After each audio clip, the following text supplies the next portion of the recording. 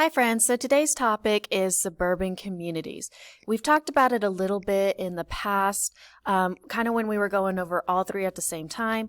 But now this week, we're going to take a day to go over each type of community and what makes them unique and what makes them different. So today's topic is suburban communities. So I'm going to read our story here on slide number 2, and then there'll be questions on slide number 3.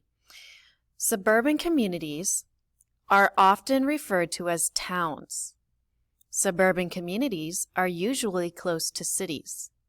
More people live here than in rural communities, but less people live here than in urban communities. There are many areas like natural parks, but not many wide open spaces. Most people in suburban communities live in houses or apartments. They may have yards that allow them to have very large pets.